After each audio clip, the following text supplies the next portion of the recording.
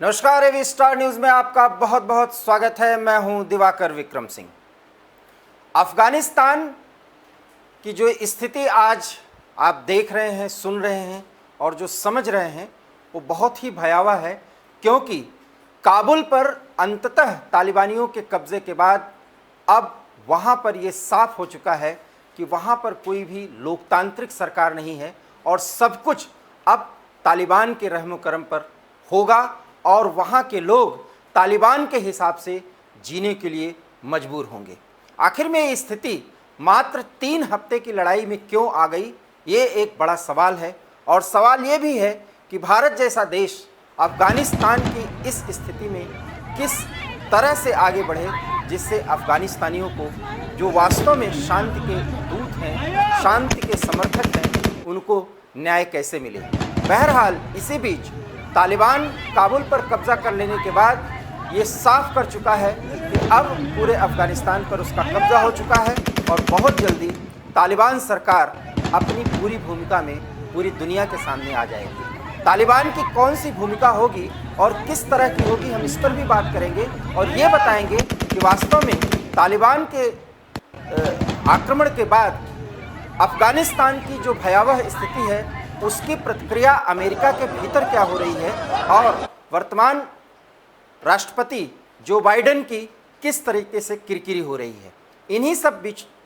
सब घटनाक्रमों के बीच एक जानकारी हम आपको और शेयर करें कि भारत ने अफगानिस्तान जाने वाले सभी अपने फ्लाइट्स को कैंसिल कर दिया है और अफगान में रह रहे सभी भारतीयों की सुरक्षा को सुनिश्चित करने के लिए उन्हें वापसी के लिए एक रोड मैप भी तैयार कर लिया है। इसके बावजूद तालिबान की तरफ से कहा जा रहा है कि किसी भी देश के राजनयिक को यहाँ से भागने या जाने की ज़रूरत नहीं है, लेकिन जो तस्वीरें आप स्क्रीन पर देख रहे हैं वो काबुल एयरपोर्ट की है और काबुल एयरपोर्ट पर जो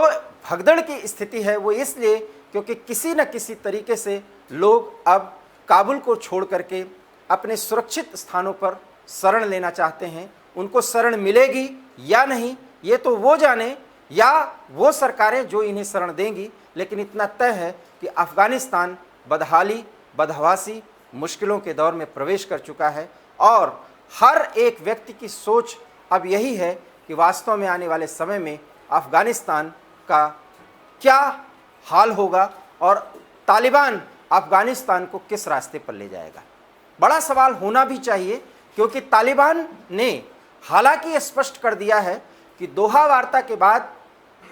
गनी सरकार को और अफगानिस्तान पर नज़र रखने वाले सभी देशों को ये समझना चाहिए था कि तालिबान को किसी भी तरह से किनारे नहीं किया जा सकता, क्योंकि तालिबान अफगानिस्तान की एक बड़ी ताकत है और अफगानिस्तान के जनमानस का एक बड़ा हिस्सा है। हालांकि आम अफगानी ये नहीं मानता कि तालिबान उनके साथ आगे बढ़ सकते हैं, क्योंकि तालिबान को की सोच कट्टर शरिया कानूनों के तहत इस्लामिक तौर तरीके से पूरे अफगानिस्तान को चलाने की है, जहां महिलाओं और बच्चों की स्वतंत्रता बहुत ही सीमित कर दी जाती है और यही नहीं, वहां के पुरुषों की भी स्वतंत्रता बहुत कुछ हद तक इस्लामिक और शरिया कानूनों के तहत ही सीमित की जाती है। साथ ही साथ वहां पर रेडियो के जो भी प्रसारण होंगे उसमें गाने और इस तरीके से कोई भी मनोरंजन के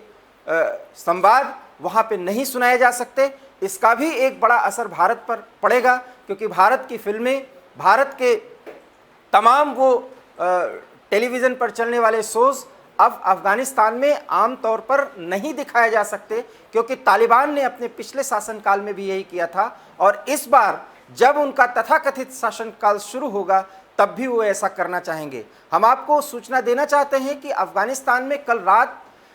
जब तालिबान का प्रवेश बाकायदा औपचारिक तौर पर घोषित किया गया, उसके बाद से वहाँ पर महिलाओं के जितने भी चित्र या पोस्टर दिखे हैं उन सबको पेंट कर दिया गया है और एक सख्त आदेश है कि कोई भी महिला बिना गहन बुर्खे के बाहर निकल ही नहीं सकती, पहली बात, और अगर निकले तो उसके साथ उसका संरक्षक हो। तो कुल मिलाकर के महिलाओं पर तमाम वो दबाव, तमाम वो कायदे कानून लाद दिए गए हैं जो 21वीं शताब्दी में किसी भी तरीके से आधी आबादी की दुनिया को सूट नहीं करता। बावजूद इसके अफगानिस्तान उसी रास्ते पर आगे बढ़ रहा है, क्योंकि अफगानिस्तान के लोग मजबूर हैं कट्टर तालिबानियों के शासन के साए में रहने के लिए। ऐसी स्थिति में बड़ा सवाल है कि भारत करे तो क्या करे। तमाम वो विश्लेषक और विशेषज्ञ ये कहते हैं कि भारत को अभी देखना चाहिए। निश्चित रूप से राजनयिक प्रयासों के तहत हमें किसी दूसरे देश की घटनाक्रमों को देखने और दूरगामी तौर पर उसका क्या असर स्वयं पर पड़ेगा और उस देश पर पड़ेगा, इसका आकलन करने के बाद ही कोई निर्णय लेना चाहिए। तो करना भी चाहिए भारत को यही। लेकिन चूंकि अफगानिस्तान में जब वैश्विक आतंकवाद के खिलाफ संघर्ष अमेरिका के नेतृत्व में शुरू हुआ था, उसके बाद बिना किसी सैन्य कार्रवाई के भारत ने अफगानिस्तान में इसलिए इंटरेस्ट लिया था क्योंकि अफगानिस्तान को सांस्कृतिक और सामाजिक रूप से अपने बहुत नज़दीक पाता है। और इसलिए 2000 से लेकर के 2021 तक के बीच में अफगानिस्तान के पुनर्निर्माण में भारत ने वो तमाम कोशिशें और कवायदें की हैं और उसके प्रयास इतने सफल हुए हैं कि आज काबुल सहित अफगानिस्तान के तमाम बड़े शहरों में जितने बड़े इमारतें, सरकारी इमारतें हैं, जितने बड़े बड़े वहाँ पर मेडिकल कॉलेजेस हैं, स्कूल्स हैं, रोड्स हैं, पीने के पानी की व्यवस्था है और तमाम वो बिल्डिंग्स हैं जो आम लोगों के रहने के लिए बनाई गई हैं, उसमें भारत का बहुत बड़ा योगदान है। इसलिए भारत के आईटी सेक्टर के लोग, भारत के इंजीनियर्स वहाँ पर बड़ी भूमिका अदा करते रहे हैं। रोजगार का, अंतर्राष्ट्रीय स्तर पर रोजगार बढ़ने का एक और बड़ा ज़रिया अफ़गानिस्तान हुआ करता था और अफ़गानिस्तान के लोगों का भारत में आना और भारत के लोगों का अफ़गानिस्तान में जाना बड़ा सुलभ होता था। लेकिन जिस तरीके से तालिबान ने वहाँ पर प्रवेश किया है, इस राजनयिक और कूटनीतिक वक्तव्य देने के बावजूद कि वो किसी भी देश के किसी राजनयिक को कोई नुकसान नहीं पहुँचाएंगे, भारत के सामने बहुत ही समस्याग्रस्त स्थिति है। क्योंकि भारत अफ़गानिस्तान को यूं ही तालिबानियों के कब्जे में नहीं जाने देना चाहेगा, क्योंकि प्रकारांतर से इससे पाकिस्तान को एक ताकत मिलेगी और वहाँ पर जो कट्टरपंथी शक्तियाँ और प्रतिक्रियावादी शक्तियाँ होंगी वो भारत के राष्ट्रीय सोच, राष्ट्रवाद के खिलाफ ज़रूर होंगी और उसका खामियाजा हम पिछले तालिबान शासनकाल में देख चुके हैं। इन परिस्थितियों में भारत की चिंता ज़्यादा है क्योंकि भारत का इन्वेस्टमेंट अफ़गानिस्तान में बहुत कुछ है। हालांकि एक बहुत अच्छी बात यह है कि इस बार पूरे अफ़गानिस्तान पर तालिबान ने कब्जा किया, काबुल में एंट्री की, लेकिन वो कत्लेआम अभी तक नहीं मचा रहे हैं। लेकिन डर, जो पिछला डर है पिछले शासनकाल का, महिलाओं, बच्चों और एक सभ्य समाज के परिवार में, अफ़गानी परिवार में, वो सब काबुल एयरपोर्ट पहुंच रहे हैं और वो छोड़ करके भाग जाना चाहते हैं, दूसरे देशों में शरण लेना चाहते हैं। वो किन किन पड़ोसी देशों में शरण लेंगे ये आने वाले कुछ हफ्ते तय करेंगे। लेकिन इतना तय है कि आम अफ़गानी जनता आज अपने बिखरे हुए भविष्य को देखते हुए काबुल एयरपोर्ट पर, जो कि एकमात्र एयरपोर्ट है फिलहाल अभी अफ़गानी तालिबान के कब्ज़े से दूर है, फिलहाल वहाँ पर अमेरिकी सेना कंट्रोल करने की स्थिति में भी दिखाई नहीं दे रही है क्योंकि उसको गोली चलाना पड़ा इतनी भीड़ को नियंत्रित करने के लिए। लेकिन काबुल एयरपोर्ट पर बदहवास लोग भागते हुए दिख रहे हैं सिर्फ इसलिए कि किसी भी तरीके से उनको फ्लाइट मिले और वो अफ़गानिस्तान अर्थात काबुल को छोड़ करके चले जाएं। तो काबुल में जिस तरीके की स्थिति है वो एक 21वीं शताब्दी के विकसित या विकासशील या किसी एक सभ्य देश के नागरिक की नहीं दिखती है, क्योंकि तालिबान अभी बहुत कुछ सहम के बातें कर रहे हैं, लेकिन जैसे जैसे उनका दायरा और उनका वर्चस्व पूरे देश पर बढ़ेगा, इस्लामिक और शरिया कानून के तहत वो वही कुछ करेंगे जिसके लिए वो विख्यात हैं और जिसके कारण ही उनकी अपनी एक यूएसपी आम नागरिकों के बीच में सिद्ध होती है। इन परिस्थितियों में पाकिस्तान हालांकि बहुत चुप है और बहुत सधे अंदाज में पूरे विश्व के सामने बगुला भगत बनने की कोशिश कर रहा है, लेकिन इतना तय मानिए कि इन्हीं तालिबानियों को आज की स्थिति में लाने में पाकिस्तान का एक बड़ा योगदान रहा है। और साथ ही साथ चीन अफ़गानिस्तान में इन्वेस्ट करने और अपने देश के उइगर मुसलमानों के खिलाफ जो कुछ भी हो रहा है उसके बिना पर एक शर्त के साथ तालिबान सरकार को मान्यता देने की बात कह करके निश्चित रूप से भारत और अमेरिका को एक तरह से उकसाने का काम किया है। इसलिए अमेरिका ने अब दबाव में आकर ये कहना शुरू कर दिया है कि अफ़गानिस्तान को अफ़गानिस्तान के हवाले नहीं छोड़ा जा सकता। ये वही अमेरिका और उसके प्रमुख बाइडेन हैं जो 2 दिन पहले तक ये कहते थे कि ये तालिबान के लोग तय करें कि तालिबान का भविष्य, ये अफ़गानिस्तान के लोग तय करें कि तालिबान या अफगानिस्तान का भविष्य क्या होना चाहिए। लेकिन आज वही जो बाइडेन, जब पूर्व राष्ट्रपति ट्रंप उन पर दबाव बढ़ा रहे हैं, तो ये कहने को मजबूर हैं कि अफगानिस्तान में पूरी तरीके से अमेरिकी सेना जो अब 5 से 6 हज़ार के बीच हो जाएगी, वो ये देखेगी कि किस तरीके से वहाँ स्थिति नियंत्रण से बाहर न हो। इन तमाम बातों के संदर्भ में एक जानकारी हम आपसे और शेयर करना चाहेंगे कि राष्ट्रपति अशरफ गनी काबुल छोड़ चुके हैं और उन्होंने काबुल छोड़ने के पीछे का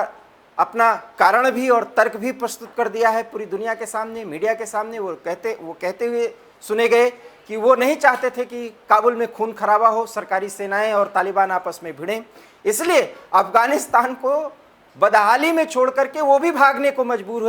हुए। ये वही अशरफ गनी हैं जो ये कहते थे कि किसी भी कीमत पर एक त्रिस्तरीय सुरक्षा व्यवस्था के तहत अफगानिस्तान में तालिबान को कंट्रोल करने की कोशिशें और कवायदें की जाएंगी। बड़ा सवाल ये है कि अमेरिका अपने नेतृत्व में 20 साल तक वो कौन सी अफगानी सेना को प्रशिक्षित किया, तैयार किया, जो सिर्फ 3 हफ्ते में अपने पांव उखड़वा देने पे मजबूर हो गई। और क्या वो मजबूर हुई या जानबूझ करके तालिबान के साथ कोऑपरेट किया, ये भी आने वाले समय में पता चलेगा। लेकिन इतना तय है कि अशरफ गनी के काबुल छोड़ देने के बाद अब ये तय हो चुका है कि तालिबान का शासन वहाँ पर स्थापित हो चुका है। और आज से लेकर के सिर्फ कुछ चंद हफ्तों के भीतर आप ये देखेंगे कि वहाँ पर तालिबान किस किस तरीके के शासन तंत्र को विकसित करने की कोशिश करता है, वहाँ पर क्या कर प्रणाली इस्टेब्लिश करता है, किस तरीके से वहाँ के संचार माध्यमों को कंट्रोल करता है, वहाँ पर किस तरीके से प्रोग्राम प्रसारित किए जाएं या टेलीविज़न पर किस किस तरीके के फिल्में न दिखाई जाएं या क्या दिखाई जाएं, ये सारी बातें तय कर दी जाएंगी। और वही अफ़गानिस्तान एक बार फिर मध्ययुगीन अफ़गानिस्तान के रूप में तब्दील कर दिया जाएगा, इसमें दो राय नहीं। उन परिस्थितियों में भारत को ये देखना होगा कि वैश्विक बिरादरी के साथ किस तरीके की एक मुहिम चलाए जिससे अफ़गानिस्तान का कोई ऐसा सामान्य हल निकले जिसमें लोकतंत्र के साथ साथ अगर तालिबानी अफ़गानियों के साथ आगे बढ़ना चाहते हैं तो वो भी समाहित किए जा सकें। इस पूरी बातचीत से आप पूरी तरह अगर सहमत नहीं हैं और हैं तो अपने विचार हमें मेल करिए, हमें व्हाट्सएप के ज़रिए बताने की कोशिश करिए। और प्लीज़ अफ़गानिस्तान के शांत प्रिय लोगों के संदर्भ में सोचिए और एक जनमत जरूर बनाइए, क्योंकि हमारी ताकत अगर अफ़गानियों को, शांत प्रिय अफ़गानियों को मिलेगी तो उनको बहुत राहत पहुंचेगी। एबी स्टार न्यूज़ में फ़िलहाल इतना ही। आप और अन्य खबरों के लिए बने रहिए हमारे साथ। तब तक के लिए दीजिए हमें इजाज़त। बहुत बहुत धन्यवाद। नमस्कार।